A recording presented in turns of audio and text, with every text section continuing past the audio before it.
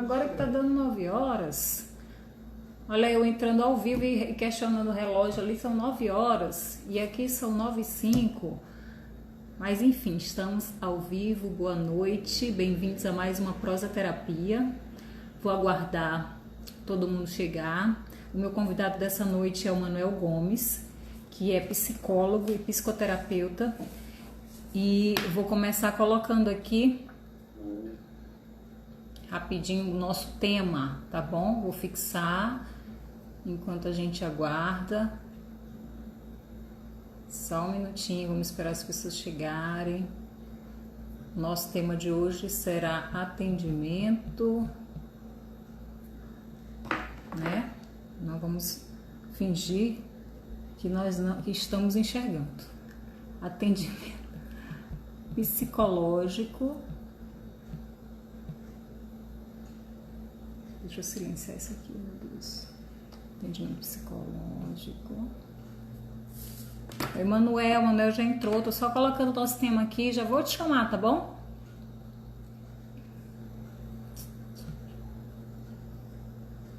Foi que eu coloquei. Como você pode se beneficiar?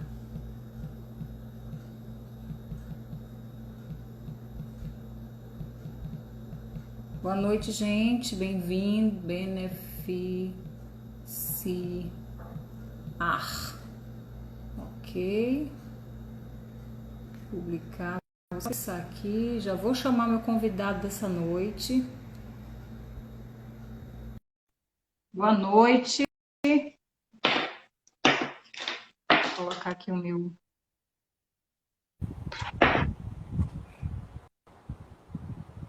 Manuel, boa noite. Olá, Tudo bom? tranquilo. Boa noite a todos. Então, já estava aqui colocando o nosso tema Aham, para adiantar para as pessoas o que a gente vai conversar. ok. E estou aguardando aqui as pessoas entrarem. Vamos aproveitar para você se apresentar. Ó, Liz aí. Olá, e aí, Liz? Tudo bem? Seja bem-vinda.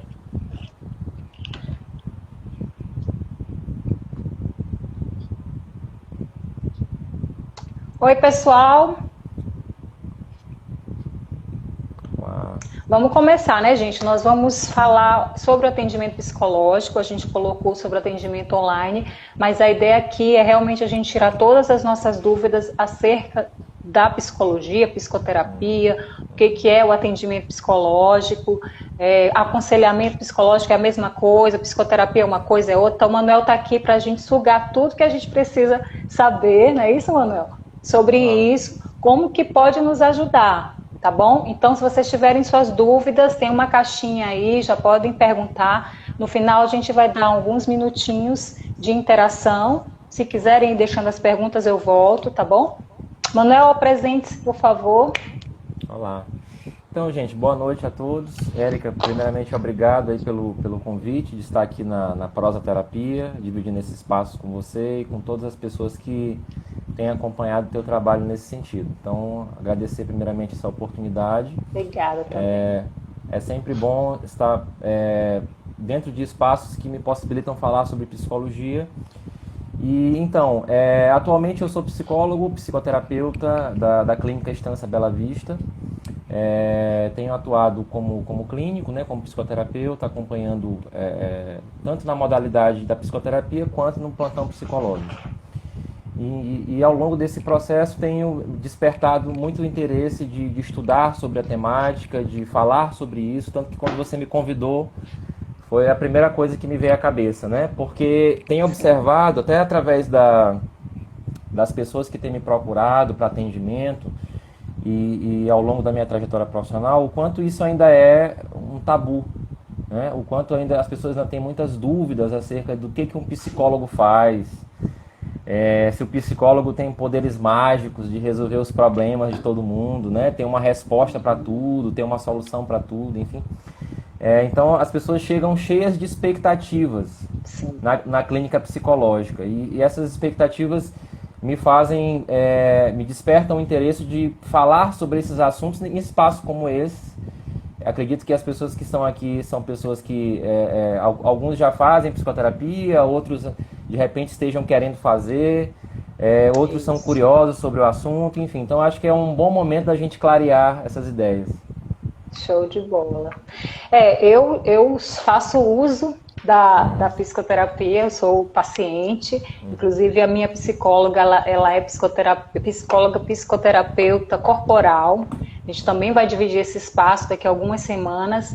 E eu tinha realmente esses questionamentos, né? Então, algumas perguntas que eu tenho certeza que várias pessoas vão apresentar, e se não apresentar eu vou questionar, porque eu já estive nesse local de quem achava que buscar esse tipo de profissional é para quem já estava, né, zureta, sim, como dizia meu pai, ou então estava com algum tipo de conflito, né, e que amigo já resolvia, né? Muita gente acha, para que psicólogo? É só a gente ter amigos e conversar, e a gente vai aproveitar então para desmistificar um pouquinho, né? Como tu falaste, quando a gente começa a conhecer, gera aquela necessidade de aprofundar um pouco mais, né? Talvez não, com certeza você como profissional, de adentrar mais no universo, querer saber mais e o máximo de ferramentas que puder para ajudar as outras pessoas.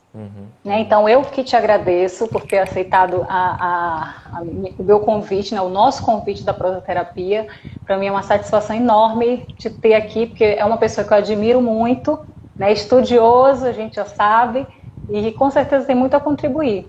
Então, assim, eu queria assim, que a gente começasse a falar mesmo da questão da saúde mental, né? Porque aqui a prosoterapia é bem direcionada a esses questionamentos emocional, mental e físico. E aí essa necessidade da gente tratar da nossa saúde mental, independente do momento que nós estamos vivendo hoje, tá? De um âmbito geral. Ok. Ó, Liz, você também admira muito. Liz. Obrigado. Liz sempre foi uma incentivadora nossa, né? Obrigado, Liz, por estar presente aqui com a gente. Então, a saúde mental, acho que vivemos tempos em que tem se falado muito sobre isso, né? Não só sobre o ponto de vista da pandemia, que tem, apesar de ser uma pandemia que está muito associada aos aspectos biológicos, né? Do quanto o vírus tem uma repercussão muito biológica, de risco, mas as consequências desse processo pandêmico, no sentido de que tem despertado ansiedade, tem despertado medo, tem despertado insegurança e temor nas pessoas, e isso interfere diretamente no processo de saúde mental. Então, quando a gente fala de saúde mental, a gente fala de um cuidado com as questões que envolvem os aspectos psicológicos.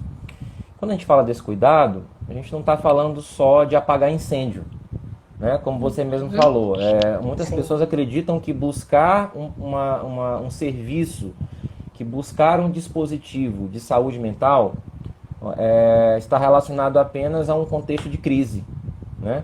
Está relacionado apenas a um contexto em que a pessoa já está num nível de sofrimento insuportável, pela qual ela não consegue mais conviver, ela não consegue mais viver, e que então nesse momento é o momento de buscar um apoio psicológico. E isso é um equívoco. Isso é um equívoco porque, assim como do ponto de vista biológico, nós temos hoje uma medicina preventiva que, se bem utilizada, nos impede de passar por uma série de sofrimentos e uma série de processos de ordem biológica.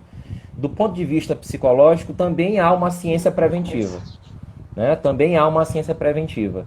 Então, quando a gente fala de saúde mental, a gente não está falando só de mecanismos de tratamento. A gente está falando de mecanismos também de prevenção. Então, do quanto, por exemplo, um processo de psicoterapia, que é o que nós uma das coisas que nós vamos percorrer ao longo dessa nossa conversa, o quanto a psicoterapia ela tem uma proposta também preventiva, né? Tem uma proposta também de prevenção de situações de sofrimento psicológico, de situações em que esse indivíduo de repente possa vir desenvolver diante de situações, por exemplo, de eventos da vida de contextos da vida, como por exemplo esse que a gente está vivendo, né? Nós somos Sim, pegos sim. de surpresa. Há 2 meses atrás, ninguém imaginava que ia estar trancado dentro de casa, trabalhando em home office o tempo todo. Há 2 meses atrás, ninguém imaginava que de repente não poderia estar podendo bater um papo com o próprio vizinho que mora do lado. Ou seja, fomos pegos de surpresa dentro de um contexto que nos escapa, que são os fenômenos da vida, mas que esse contexto ele tem nos convocado a um processo de ressignificação, de revisitação da nossa vida. E quando eu falo de revisitação, eu estou me referindo a uma revisitação em todos os contextos, não só no contexto de rotinas, mas também num contexto, de repente, de se começar a pensar nessas questões psicológicas. Por exemplo, o quanto hoje, inclusive até vai ser uma das coisas que a gente vai falar aqui, o Conselho, né, o Conselho Federal de Psicologia, o CFP, ele lançou uma resolução, a resolução de número 4, né, que foi lançada no dia 26 de março desse ano. Uma resolução específica para regulamentar atendimentos de urgência psicológica online. Sim. Então, o quanto houve essa reviravolta tamanha que... Inclusive nos órgãos, né? Exatamente, Isso. Perfeito. E aí, em relação a essa prevenção, tu colocaste bem, a gente foi pego de surpresa, e certamente aquelas pessoas que optaram por buscar esse tipo de prevenção estão passando por esse momento de uma forma diferente, com um olhar diferente, né, e talvez mais preparados para isso. Seria conveniente colocar dessa forma? Uma pessoa que nunca teve qualquer tipo de apoio psicológico e aquela que já fazia terapia, que já tinha um certo cuidado, independente de ter problema, algum tipo de crise, alguma coisa mais específica, mental. Com certeza, sem dúvida, a psicoterapia, o cuidado psicológico, o autocuidado, né, que entra dentro dessa faceta psicológica, ele nos prepara para a vida, sem dúvida alguma, né? Então, o que não significa dizer que você vai ficar num estado de blindagem, né? Que você vai ficar totalmente invulnerável a qualquer processo de sofrimento, ou que você vai ficar invulnerável a entrar numa crise ou a se sentir ansioso, enfim. Não é isso. Mas, sem dúvidas, a pessoa que faz um acompanhamento sequenciado, periódico, psicológico, que passa por um processo de psicoterapia, ela se torna, e claro, dependendo do modo como ela aproveita esse espaço, porque depende muito de como a pessoa aproveita esse espaço, ela pode sim se fortalecer para vivenciar essas experiências. Então, o que a gente poderia, por exemplo, ponderar como um exemplo prático, né? É muito comum das pessoas que fazem psicoterapia, que têm esse hábito, né, de fazer um acompanhamento psicoterápico, que são pessoas que desenvolvem um poder de autorreflexão muito grande, né? Então, elas começam a desenvolver formas de acessar os seus conteúdos, de acessar as suas experiências de uma forma muito mais imediata e de uma forma muito mais apurada, mais sensível, do que alguém, por exemplo, que nunca passou por isso. Então, eu vou te dar um exemplo. É muito comum as pessoas chegarem... Primeiro atendimento psicológico, chegou hoje. A pessoa acabou de chegar no consultório e aí, com várias demandas, com várias queixas, com várias situações. E é muito comum a pessoa dizer assim, nossa, eu estou sentindo uma coisa aqui no meu peito, um aperto no peito, uma angústia que eu não sei o que é. Eu não sei explicar, parece que é uma coisa que vem de dentro para fora, que me incomoda. Ou seja, a pessoa não tem um nome para aquilo. Ela não tem um nome específico, né, para definir aquela experiência. Muitas vezes ela não está acostumada, ela não está ambientada a entrar em contato consigo. Isso é algo muito novo. Né? Ela não tem clareza, né? Tipo, nossa, eu nunca senti isso. Como assim? Como é que de repente uma coisa está vindo de dentro de mim, eu estou sentindo e eu não tenho um nome para isso, isso é muito estranho. Ou seja, a pessoa não está ambientada a lidar com as suas questões interiores. Ao longo do processo, ela começa a se familiarizar consigo. Olha que coisa, né? Exatamente, ela começa a se familiarizar com a experiência própria, com a própria experiência, e começa a desenvolver formas de lidar com isso. E eu costumo brincar com uma colega de profissão, que também é psicoterapeuta, eu costumo dizer assim para ela, nossa, o quanto o nosso trabalho é um trabalho de preparar a pessoa para não precisar mais da gente. Sabe? Exato. Então, é um Pra andar com as trabalho... próprias pernas. Exatamente. É um trabalho que prioriza a autonomia, que valoriza a autonomia da pessoa, que ela desenvolva formas de lidar com as suas questões e que ela consiga lidar com isso sem, de repente, precisar estar num processo de dependência de uma terapia. Isso, Sabe? usar como uma muleta, né? Como botar libertação, né? Então, assim, você se acostumar a estar sempre naquela condição de buscar alguém para te dar as ferramentas que, na verdade, você tem. Só falta você acessar. Então, eu acho que, nesse caso, o psicólogo, o psicoterapeuta, ele entra como condutor desse acesso. É isso? É a lanterna? Seria a lanterna para facilitar esse acesso? Eu só modificaria o termo condutor. Eu substituiria o termo condutor por facilitador. Nós somos facilitadores da experiência do outro. No meu caso, por exemplo, eu trabalho numa perspectiva que dentro da psicologia é chamada de abordagem centrada na pessoa. O que significa dizer isso? Que o meu modo de trabalho, a minha perspectiva teórica de atuação profissional, ela valoriza muito o poder que as pessoas têm de lidar com as próprias questões. Então, no processo terapêutico, eu busco estabelecer uma relação terapêutica com aquele indivíduo de uma forma que valorize a sua autonomia, que valorize a sua tomada de decisão e que valorize a sua experiência da forma como ele está sentindo. Por isso que é a abordagem centrada na pessoa, e não no terapeuta. E não no terapeuta. Eu estou lendo aqui, é como mãe e pai com filhos, preparar para o mundo. Só que sem a parcialidade de ser pai e mãe, né? Sem a emoção de ser alguém ligado. Eu acho que isso também, esse distanciamento facilita, né? Até para a pessoa se abrir e até para o próprio psicoterapeuta direcionar sem se envolver emocionalmente. Tu atende familiar? Já eu pulando a pergunta aqui. Sim, eu faço atendimento de família. Família é todo mundo junto em casa, né? Tipo, agora que a gente está no processo de isolamento, eu tenho atendido via Hangout, né? Via online. Então, todo mundo bota no sofá o pai, a mãe, o filho, liga lá a câmera e a gente faz atendimento familiar. Mas antes do isolamento eu já fazia isso, né? Entendi. Mas a minha pergunta é assim, teus familiares, pessoas próximas. Não. Você não. Pois é. Porque o que acontece? Eu imaginei mesmo que não. Sim. Explica pra gente como é que funciona. Então. Por que não pro familiar, né? Dentro da proposta da psicologia, há um consenso, né? Inclusive é uma questão ética também, não só um consenso profissional, mas também uma regulamentação ética, que está no nosso código, né? No nosso código de ética, que o psicólogo ele não pode atender pessoas próximas, e aí não é só familiar, são pessoas próximas. Por exemplo, você, né? Nós somos amigos, enfim, convivemos em espaços semelhantes, então eu não posso te atender, eu não posso ser o seu psicoterapeuta. A minha mãe, por exemplo... Nem se eu quiser muito. Nem se quiser muito. Nem se dizer, Manuel, por favor, eu só me sinto à vontade com alguém conhecido. Não? Pois não pode. Por que não pode? Porque, como você falou, o processo terapêutico, ele parte de uma premissa de que nós precisamos, nós não podemos ter envolvimento afetivo, envolvimento emocional com a situação. O que não significa dizer... já queria. O que acontece?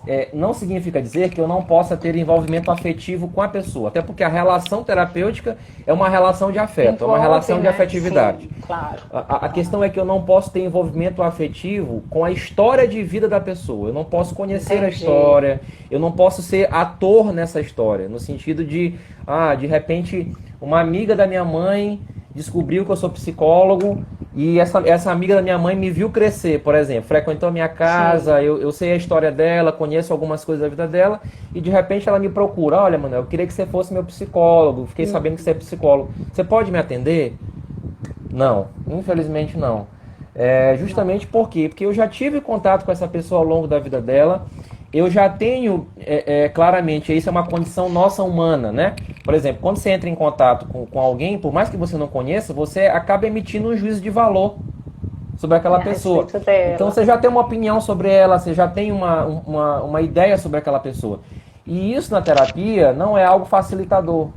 Então, certamente isso seria um entrave, um processo de entrave no avanço terapêutico. Ao passo que eu ouviria essa pessoa e emitiria opiniões baseadas no que eu já sei dela do passado. Tá. Entendi. Então, seria mais na perspectiva do profissional em relação ao paciente do que o contrário, né? Sim, na verdade envolve os dois. A pessoa se sentir à vontade, tá. Envolve os dois, porque tanto o profissional, ele não pode ter envolvimento histórico com a história daquele paciente, né, que está chegando, a história daquela pessoa que está chegando, quanto aquela pessoa também não pode ter envolvimento pessoal na vida do profissional. Porque eu vou te dar um exemplo, aqui bem do cotidiano. Essa pessoa está passando por uma situação, ela me compartilha essa situação diante de um setting terapêutico, e aí de repente eu compartilho uma impressão minha, aquilo que eu estou percebendo daquele processo. Aí essa pessoa chega e me diz assim, não, Manuel, mas tu te lembra daquele dia? Te envolve na trama. Se te lembra daquele dia, tu passou por uma situação semelhante, né? E aí você não fez isso, ou seja, então não tem como ter esse vínculo fora, realmente é um entrave, não tem como funcionar. Entendi. Tá, e a gente, voltando então, que a gente estava falando em relação a procurar esse profissional, né? A gente tem algumas, tu disseste que aos poucos esse tabu ele está sendo quebrado, né? Mas assim, as pessoas que buscam, elas, em sua maioria, são aquelas que já estão em estado de crise ou já acontece uma procura mesmo para essa vertente mais do autoconhecimento, de um acompanhamento, como a gente estava comentando há pouco? Então, Érica, sem dúvidas, claro, não significa dizer que são todos, mas a grande maioria das pessoas que buscam hoje, pelo menos na minha experiência, né? A grande maioria das pessoas que têm buscado acompanhamento psicoterapêutico são pessoas que estão na iminência de um problema. Né? Estão realmente num contexto em que elas não conseguem mais suportar aquela situação, que elas não conseguem mais conviver com aquilo. Claro, eu já tive experiências de pessoas que buscaram, tipo, eu queria buscar, estou aqui buscando a terapia porque eu queria me conhecer mais, eu queria ter um espaço para falar das minhas questões, eu queria ter um espaço com alguém que pudesse me ouvir, sem estar necessariamente num processo de sofrimento doloroso, né? Num processo de, enfim. Mas a grande maioria das pessoas que buscam é realmente aquela pessoa que já está num processo de incêndio. Entendi. E quer que eu apague em 2 dias. Em 2 dias de preferência. É aquela história da gente querer resolver a dor num piscar de olhos, né? Arrancar de preferência o quanto antes. E eu acabei de ler que anotei em relação ao atendimento online, se é possível, né? Se é eficaz tanto quanto o presencial. Eu dei uma pulada aqui, mas eu volto... Não, tranquilo. Eu acho que a gente está seguindo um fluxo bem interessante, assim, né? Sim. Né? Como eu te falei, assim, o roteiro vai vindo na hora aqui, né? Isso aí. Então, o atendimento online, ele tem as suas características, né? Ele tem os seus benefícios, mas ao mesmo tempo eu vou te falar da minha experiência, como é que tem sido, né? Sem dúvidas, o atendimento online ele não tem o mesmo alcance que um atendimento presencial, né? Isso aí eu acho que não se refere só à questão psicológica. Por exemplo, hoje a gente está vivendo a era dos EADs, né? Dos ensinos à distância. Então a educação ela está sendo interativizada. Hoje o MEC aceita, por exemplo, dentro da carga horária de qualquer universidade pública ou particular, o MEC aceita até 30% da carga horária dos cursos pode ser online, pode ser interativo, né? Eu senti isso na pele na minha formação. E claro, não é a mesma coisa. Você assistir uma aula, por exemplo, com um professor online e assistir uma aula numa sala de aula com todas as pessoas participando e com aquele professor presencialmente, não tem como comparar a eficiência disso, né? São mundos, são planetas diferentes, né? Poderíamos dizer. E isso não é diferente na questão psicológica, do atendimento psicológico. Claro, é uma ferramenta útil? Sim. Vou te dar um exemplo de como isso poderia ser aplicado de uma forma positiva. Você está fazendo acompanhamento lá com a sua psicóloga, como você falou, a psicóloga que está te acompanhando, e aí de repente você precisa fazer uma viagem a trabalho. Você precisa fazer uma viagem, de repente uma viagem de férias, ou você precisa visitar um amigo, enfim. E aí você vai passar um mês fora nessa viagem. E aí você não quer interromper o processo terapêutico, você não quer que aquele processo seja quebrado ao longo de 4 semanas. Então, dentro desse contexto, se torna muito útil um encontro online, um encontro interativo, em que esse processo continue de forma à distância. O que não significa dizer que você não vá voltar um mês depois e retomar o processo presencialmente. Ou seja, vai haver um recorte nesse processo terapêutico em que vocês vão combinar esses encontros online. Então, é uma finalidade útil, né? Vamos imaginar um outro exemplo. O próprio terapeuta precisou viajar, né? E aí ele não quer interromper, de repente é um processo delicado, que está caminhando de uma forma, né, bem complicada e que não seria interessante interromper esse processo pela viagem do terapeuta. Sim. Então, faz um atendimento online. Esse contexto que a gente está vivendo agora, eu particularmente estou fazendo parte de um projeto de 2 psicólogas do Rio de Janeiro, que é um projeto de plantão psicológico online. Elas desenvolveram esse projeto para disponibilizar atendimento psicológico de urgência e emergência para as pessoas que estão passando por essa situação de demanda do Covid, né? De tensionamento, de preocupação. Ou seja, quando que de repente, se não houvesse essa ferramenta, essas profissionais lá do Rio pudessem de repente atender uma pessoa aqui de São Luís. Alguém. Né? Enfim, então tem essas minúcias, né? E aí, nesse caso, é mais fácil, então, deixa eu ver se eu entendi, é mais fácil, eu sou a tua paciente, interrompi o tratamento e, de repente, tratar no online com você do que eu nunca te vi e quero ter um aconselhamento, ou já vamos chegar aí na diferença do que é aconselhamento, enfim.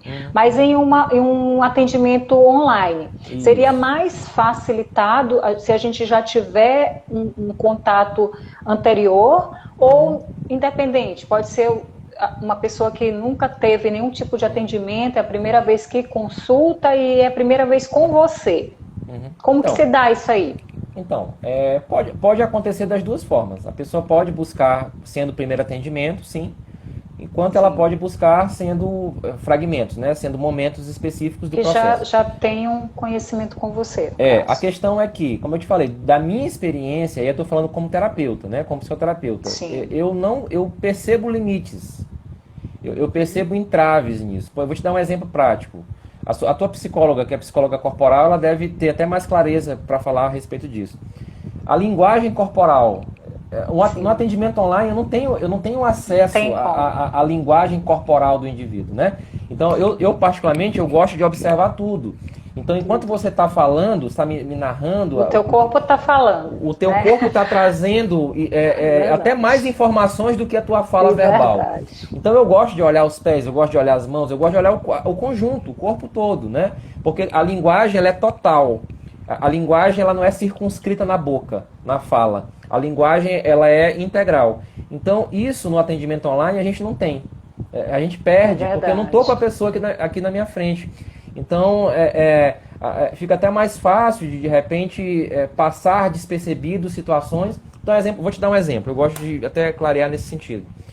Eu estava atendendo uma pessoa, um tempo atrás, e essa pessoa, ela tinha uma expressividade pelas mãos muito grande, né? Então, ela falava e as mãos falavam juntos, né?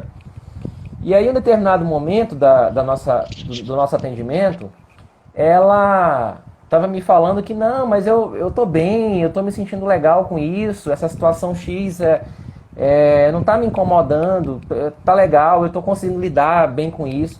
E ao mesmo tempo que ela falava isso, as mãos, né, ela estava quase que num processo de agonizar das mãos, né, numa agitação motora que me chamou muita atenção. E aí eu sinalizei para ela, eu falei, nossa, mas...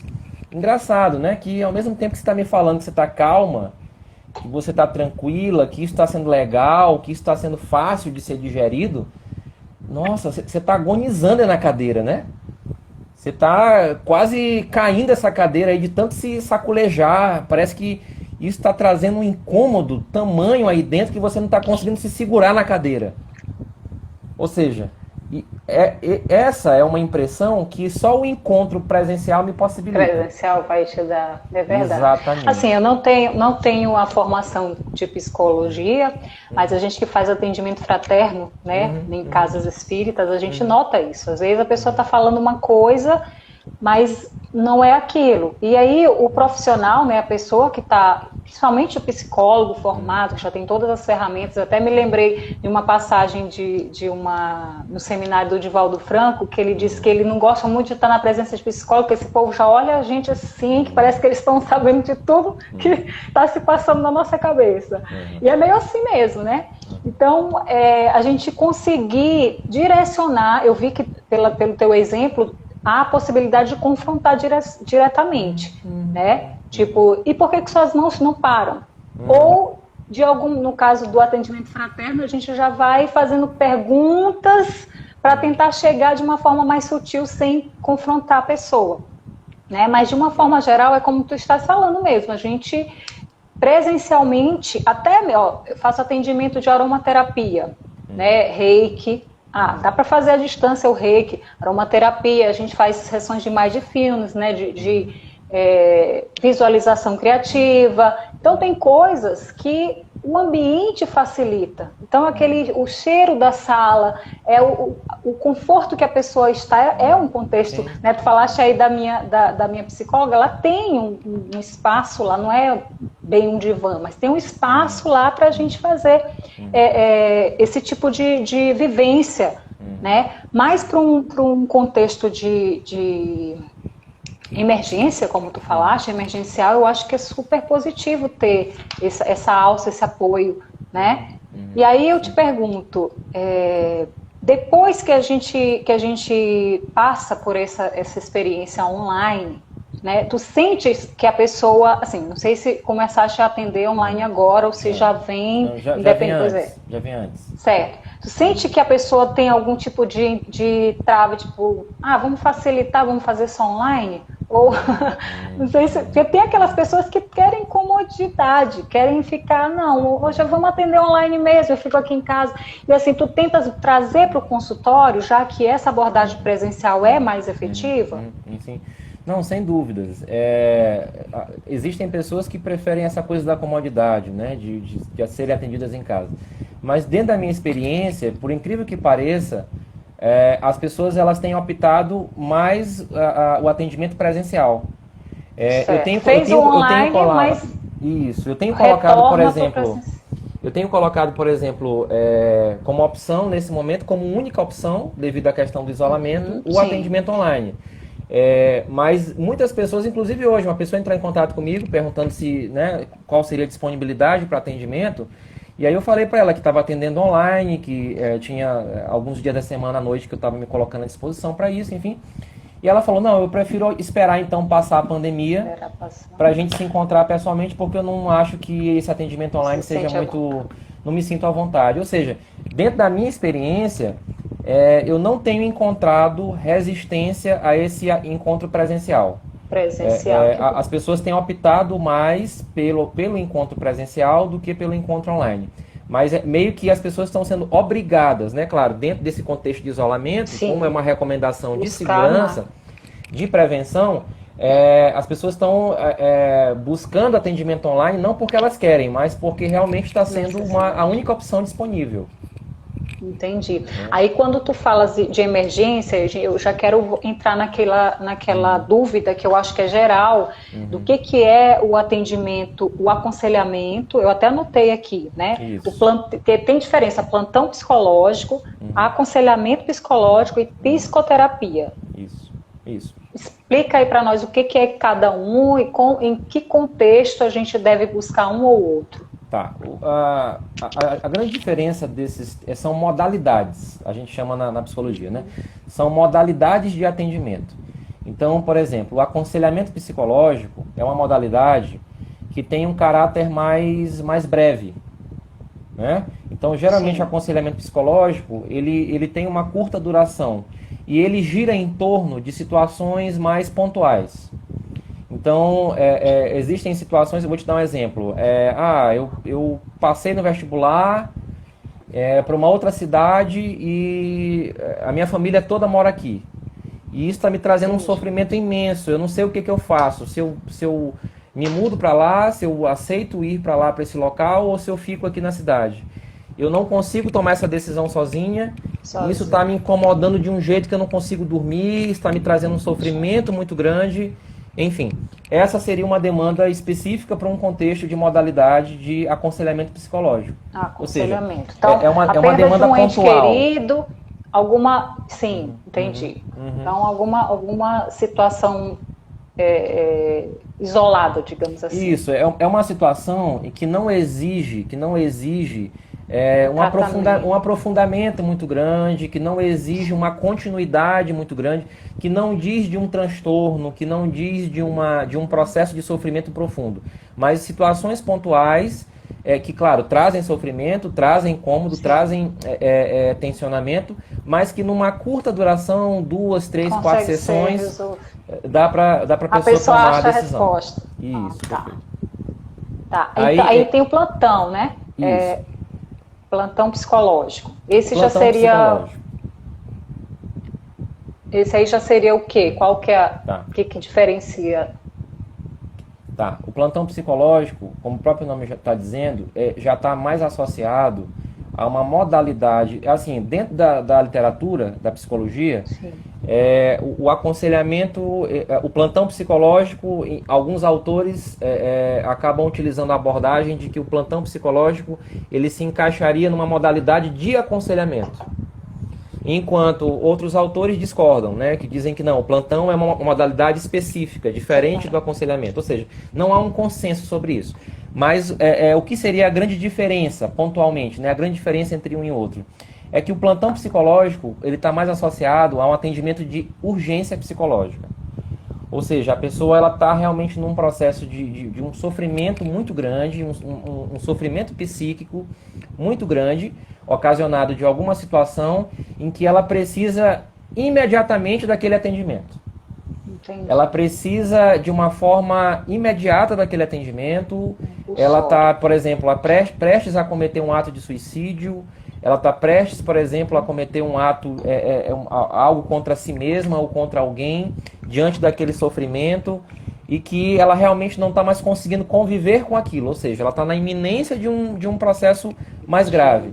E aí, que é o que eu te falei, é o projeto que eu estou participando já junto com as psicólogas lá do Rio de Janeiro, né? A Márcia Tassinari e a Ticiane. Que é um projeto que se propõe a oferecer essa escuta de urgência. Seria a porta de entrada para um processo mais longo de atendimento, digamos assim. Perfeito. Só que isso não é uma regra, né? Isso não é uma regra. Não significa dizer que todo mundo que passe por um atendimento de plantão, de urgência, necessite de uma psicoterapia. Não. Tem pessoas que aquele atendimento único, porque tem mais uma característica, tá, Érica?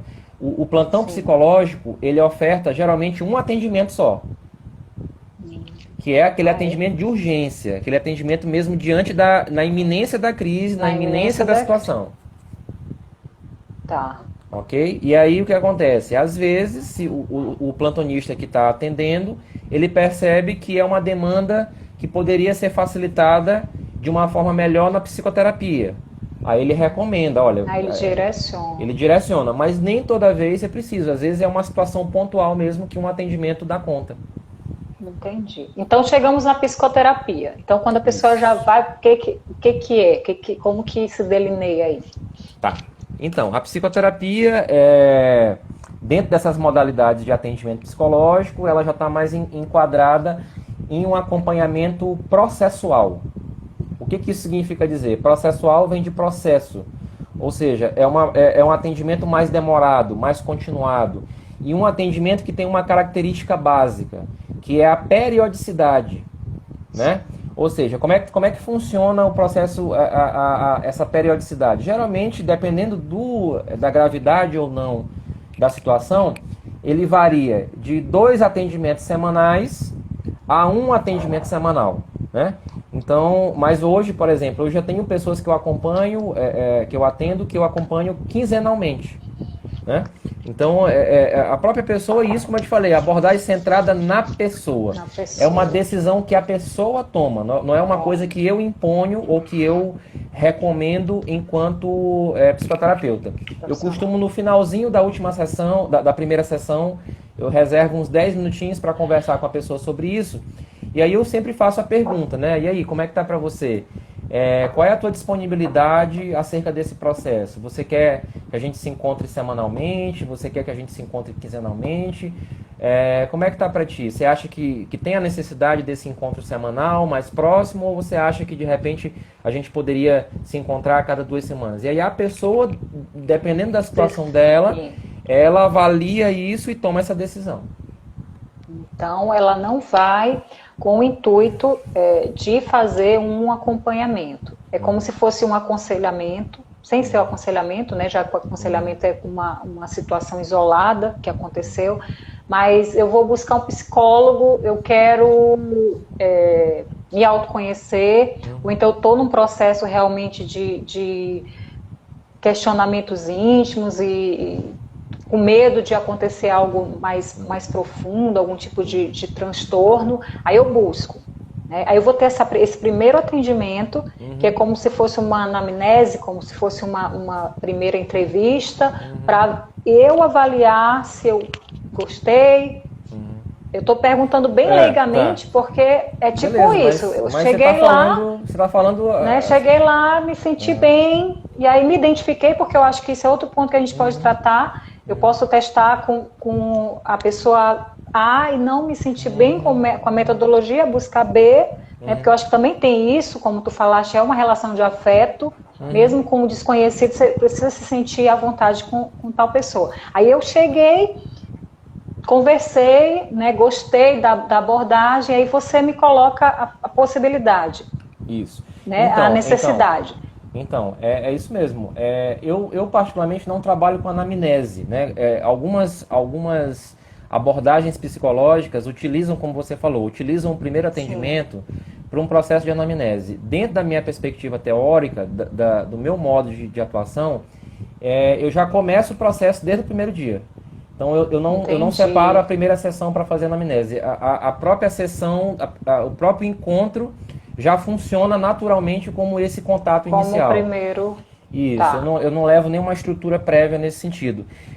Então, assim, eu faço o primeiro atendimento e no final eu converso com a pessoa sobre isso. E eu pergunto, você quer um processo psicoterápico ou você acha que só esse atendimento foi suficiente para a demanda que você está trazendo? Aí, geralmente, as pessoas dizem, não, eu quero um acompanhamento psicoterápico. Aí, partindo dessa aceitação, desse ponto de partida em que a pessoa quer um acompanhamento psicoterápico, aí a gente parte para a periodicidade disso. E aí eu costumo perguntar, mas tá, você quer um acompanhamento, mas como é que está a tua disponibilidade para isso? Você quer semanal, você quer quinzenal? Assim, eu não trabalho com mensal, eu particularmente. Não trabalho com acompanhamento mensal porque eu acho que não funciona dessa forma. Porque um mês é muito tempo para você, para ter essa coisa da continuidade. Dentro de um mês há uma quebra nessa ligação terapêutica, né? Entendi. Não dá para ter essa coisa da continuidade. E acaba que uma sessão não dá conta de um mês. É né? verdade. Então, eu particularmente tenho trabalhado com semanal e quinzenal. Mas o recomendado, até baseado nas pesquisas, né? Baseado nas próprias pesquisas que a psicologia vem desenvolvendo ao longo do tempo, é que o acompanhamento semanal ele tem muito mais eficiência. Qual seria, diríamos assim, uma proposta, né, interessante diante disso? A pessoa começar a terapia semanalmente, encontros semanais, e aí quando a pessoa e o terapeuta começarem a perceber que está se aproximando o processo de alta, que está se aproximando o término da terapia, aí você pode começar a fazer esses intervalos quinzenais. Mais espaçados. Então, gente, olha, aí, por exemplo, você é a minha pessoa. O desmame, exatamente. Por exemplo, eu tô te atendendo e aí eu disse assim, olha, Érica... Eu demorei a desmamar, viu? Eu tô te atendendo, imagina. Penso que...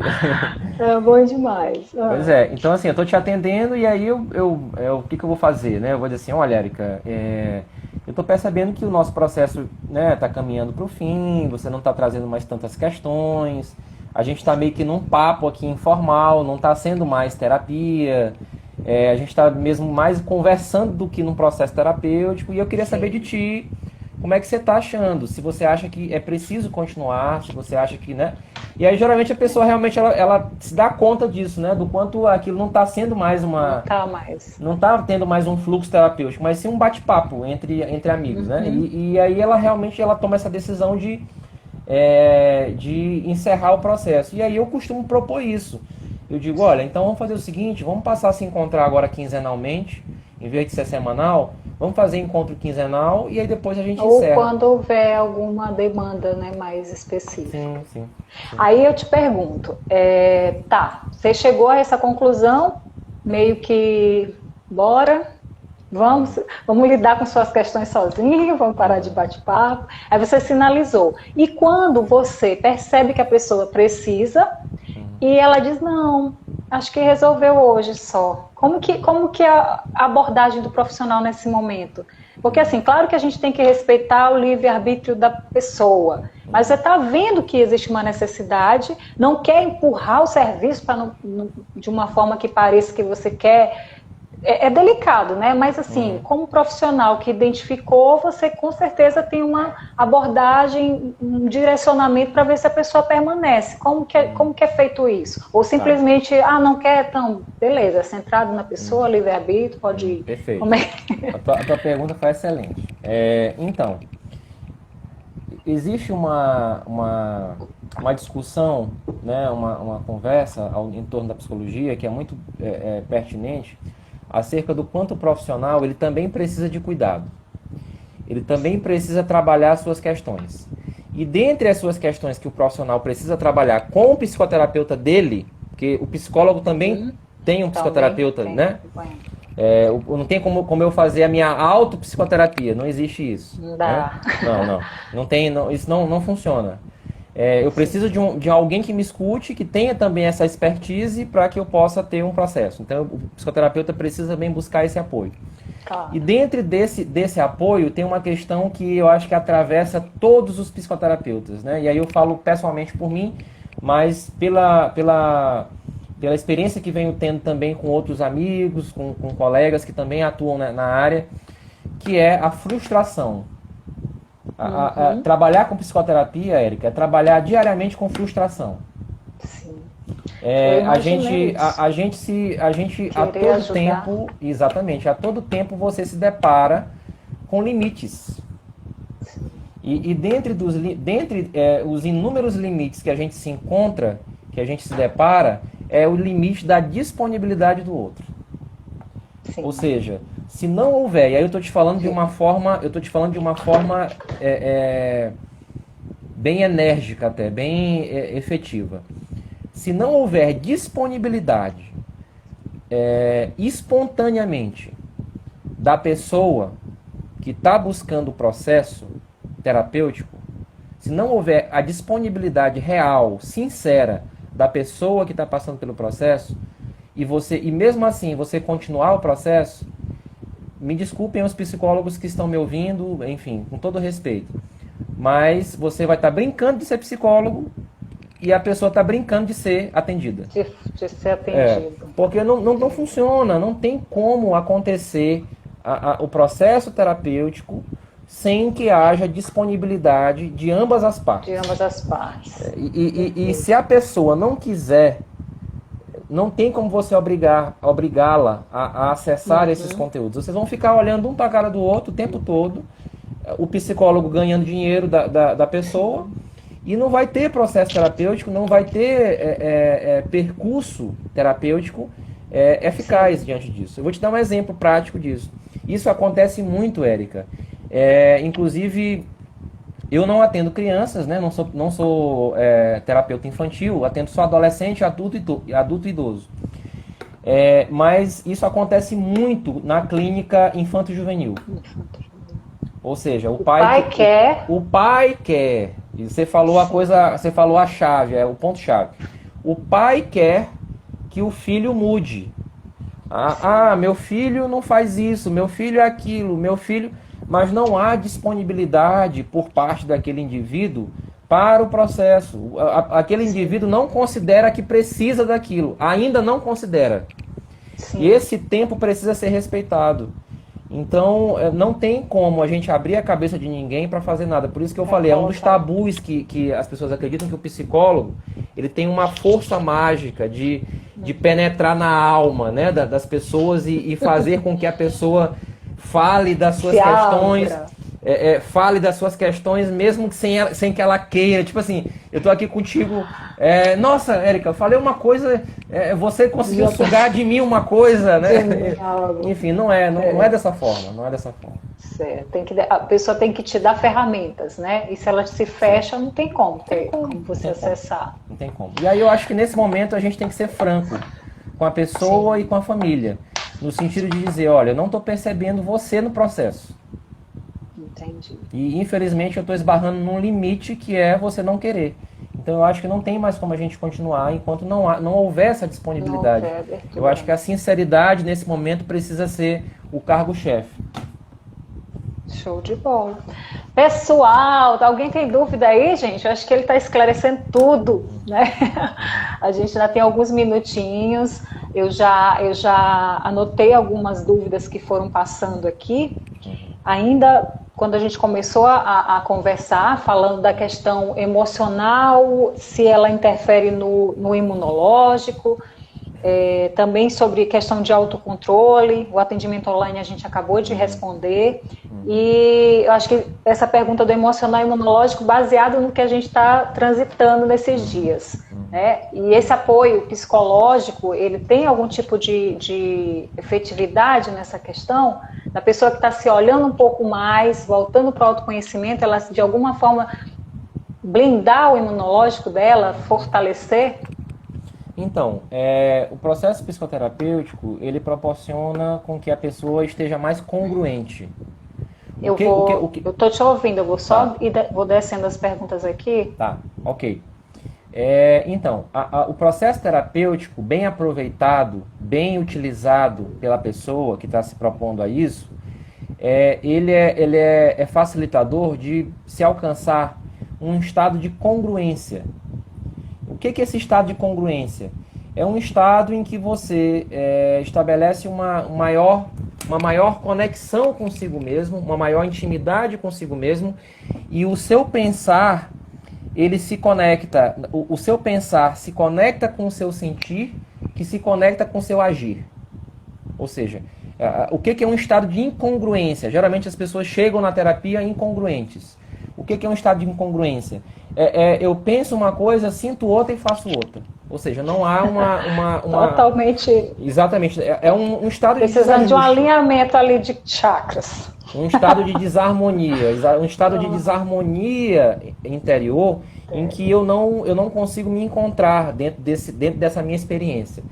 E a psicoterapia, o processo terapêutico, seria uma proposta de facilitar esse indivíduo a alcançar um estado de congruência, em que ele começa a se conectar entre o seu pensar, agir e fazer. Ou seja, tomando como base essa premissa da congruência, a partir do momento que você se torna mais congruente, que você se torna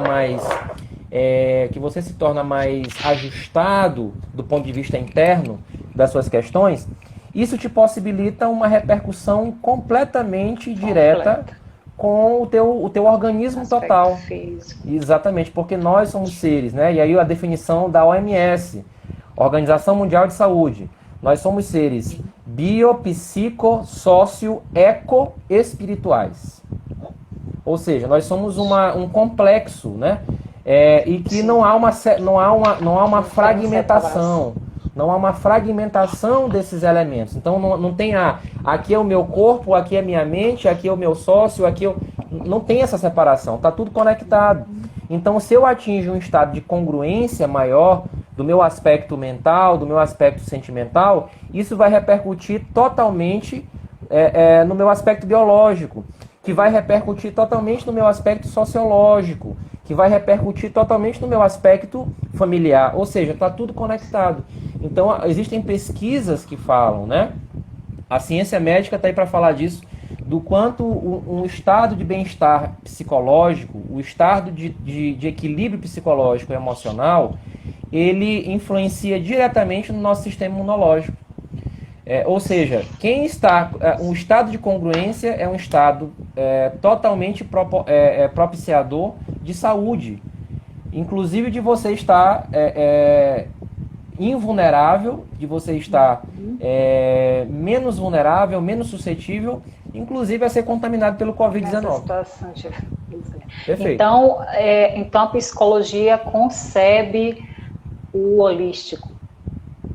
Totalmente. Seria isso. Totalmente. E a questão da espiritualidade é uma dúvida minha também, a questão da espiritualidade, né? Okay. Que eu vejo a ciência hoje abrindo os olhos, direcionando um pouco mais para isso, né? Aquele paciente que ora, que tem alguma crença ou que se liga, né, a algo superior, ele tem mais chances de sair de um processo psicoterápico mais rápido ou melhor, em menos tempo. Essa ligação também como é que você coloca? Eu adoro falar de espiritualidade. Ok, como eu te falei, perfeito. É uma faceta importantíssima do indivíduo, que não pode ser desconsiderada. Como eu te falei, nós somos seres psico-sócio, eco-espirituais, ou seja, nenhuma faceta dessa pode ser descartada. Então, o aspecto espiritual, o aspecto religioso, as crenças do indivíduo, a espiritualidade daquele sujeito também precisa ser considerada, também precisa ser trabalhada dentro desse processo, né? Então, a psicologia, sim, ela considera essa faceta, mas quando a gente fala desse aspecto espiritual, a gente não está falando de religião, né? A gente não está se referindo a credos nem a instituições. Mas espiritual no sentido mesmo desse elemento de integração, de ampliação de consciência, de conexão com algo maior, né? Com algo que me transcende. Que isso independe de credos ou de instituições religiosas. Então, é uma faceta que comparece muito no setting psicoterápico e que a gente abraça e que a gente acolhe, né? E que precisa também ser dialogada, precisa também ser considerada e precisa ser aceita dentro desse processo como um todo. E você nota essa diferença da pessoa que crê em algo maior, independente da religião, e aquela que é cética para tudo, que é o aqui, o agora, a carne, e o que está acontecendo aqui no terreno, né, e de não acreditar em nada além do que está sendo vivenciado no momento? Tá. Eu vou te falar da minha experiência, né, de quanto eu tenho presenciado isso dentro da minha prática profissional como terapeuta.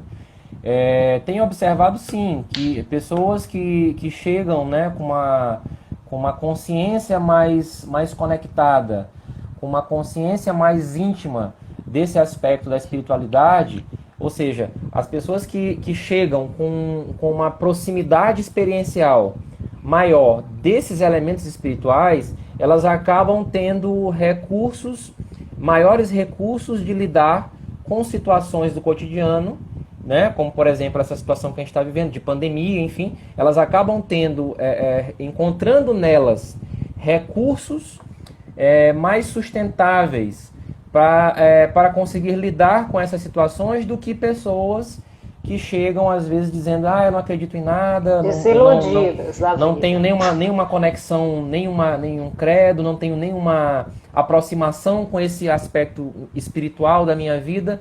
E, enfim, geralmente são pessoas que eu tenho observado que estão num estado de tensionamento maior. Estão num estado de desespero, né? Um estado de solidão, no sentido não solidão de estarem sós, mas de solidão diante de não ver esperança para nada. De não se sentirem abraçadas, acolhidas, né? Por algo que seja mais amplo. Então, com certeza, Érica, dentro da minha prática eu tenho presenciado isso, né? O que não significa dizer que isso esteja relacionado a uma religião X ou Y, mas do aspecto espiritual, geral. Perfeito, isso. Certo. Tu falaste aí em relação a essas pessoas que estão concebendo de uma forma diferente esse momento. Eu vi uma pergunta aqui relacionada a medo. Nossa, a gente vai cair nossa live, a gente vai voltar. Tá tão bom, viu, Manuel? Nossa ideia era 50 minutinhos, 10 para pergunta e foi. E assim que cair, quem perguntou aqui se vai ficar gravado, tá? Eu vou gravar, vou deixar gravado e a gente vai voltar. E aí eu vou logo encerrar aqui, tá? E a gente retoma com essa pergunta. Tá bom.